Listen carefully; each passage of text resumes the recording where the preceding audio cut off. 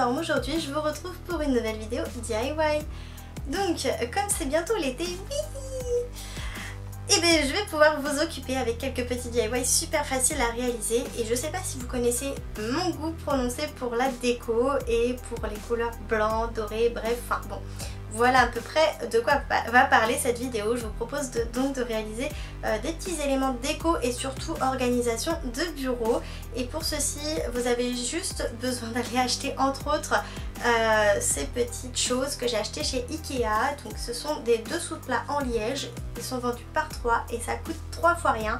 Et donc voilà, j'ai eu l'idée d'utiliser ceci. Et vous avez besoin de quelques petites fournitures annexes, mais rien de bien extraordinaire. Donc bref, voilà, vous l'aurez compris, ce sera très facile aujourd'hui. J'espère vraiment que ça va vous plaire et c'est parti! Pour le premier, vous avez besoin d'un dessous de plat, un pinceau, un marqueur noir, un ruban adhésif, un pistolet à colle, de la peinture blanche acrylique ainsi qu'une boîte en carton style boîte de carton bleu. Ensuite, on va tout simplement commencer par placer le ruban adhésif en ligne régulière. Donc voilà, j'ai ici placé mes lignes à intervalles réguliers, ça va nous servir de pochoir tout simplement. Ensuite passons à la peinture, donc on va tout simplement peindre notre dessous de plat avec de la peinture acrylique blanche dans le sens du ruban adhésif pour éviter les bavures. Et c'est pour ça que j'ai choisi un pinceau large puisque c'est plus rapide. N'oubliez pas de peindre les côtés. Pour ne pas me salir trop les doigts, j'ai laissé un petit coin de mon dessous de plat libre et je vais donc terminer par ce petit coin là.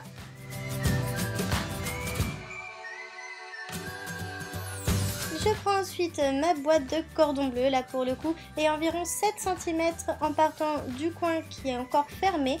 Je fais un petit trait et ensuite je trace donc une ligne pour pouvoir le couper de façon plus facile.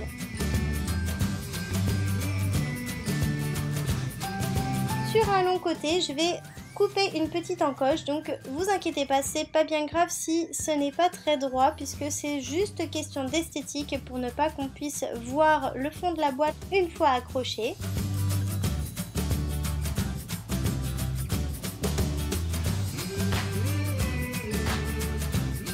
J'ai ensuite peint ma petite boîte donc avec de la peinture blanche également.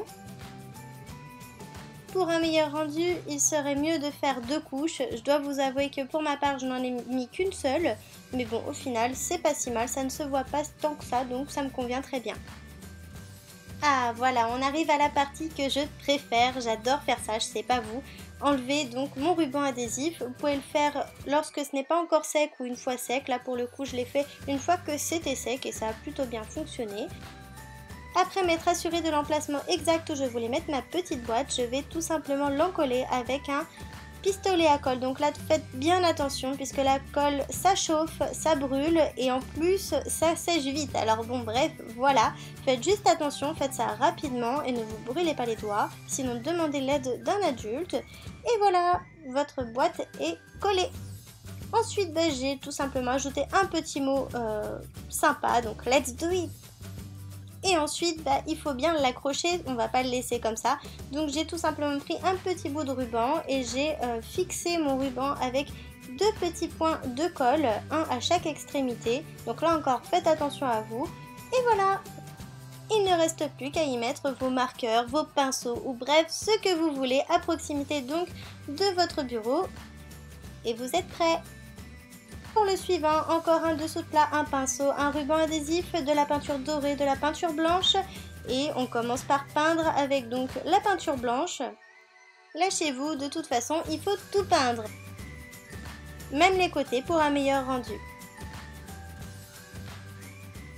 J'ai ensuite ressorti mon petit ruban adhésif et là donc j'ai fait des petites bandes d'environ de la même hauteur à peu près. Je vous avouerai que je l'ai fait à l'œil nu, donc après à vous de voir si vous voulez d'abord faire un tracé pour que ce soit plus symétrique. Vous l'aurez compris, j'ai donc ici choisi de réaliser des chevrons. Si votre bande est un petit peu trop longue, c'est pas grave, vous la coupez avec le ciseau et ensuite vous tracez avec votre ruban des lignes parallèles. Et bon, comme je vous l'ai dit, moi je l'ai fait à l'œil nu. Après, à vous de voir si vous souhaitez faire des tracés. Sinon, vous le faites à l'œil nu comme moi. Ensuite, on s'assure bien que tout est bien collé. Et on va tout simplement peindre avec la peinture dorée ce qui reste. Et comme pour le premier, on enlève le ruban adhésif. Là, pour le coup, je l'ai fait alors que la peinture n'était pas encore sèche et ça marche aussi très bien. À mon avis, c'est même peut-être mieux.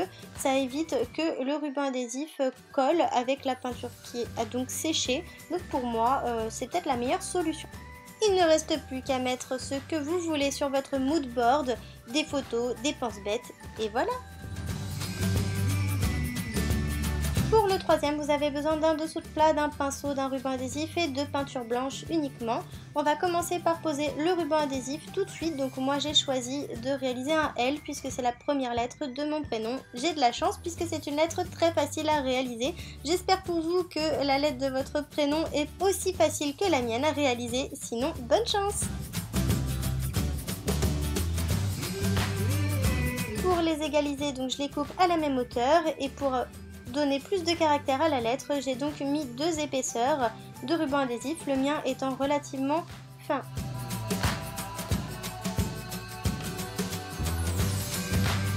Et on badigeonne de peinture blanche, vous pouvez y aller, il faut tout peindre. Je vous avouerai que j'ai pas testé la peinture à la bombe, mais ça pourrait être une bonne solution. N'oubliez pas de peindre également les côtés. Et une fois que c'est fait, on enlève le ruban adhésif. J'adore vraiment faire ça. Vous avez terminé.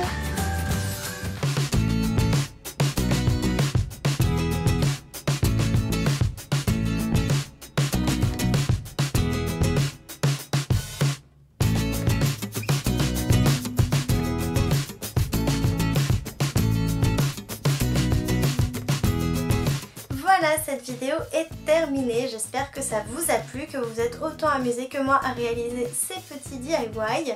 Et donc si vous avez aimé la vidéo, n'hésitez pas à mettre un petit pouce vers le haut. Et si vous souhaitez du coup continuer de suivre mes vidéos, n'hésitez pas à vous abonner à la chaîne.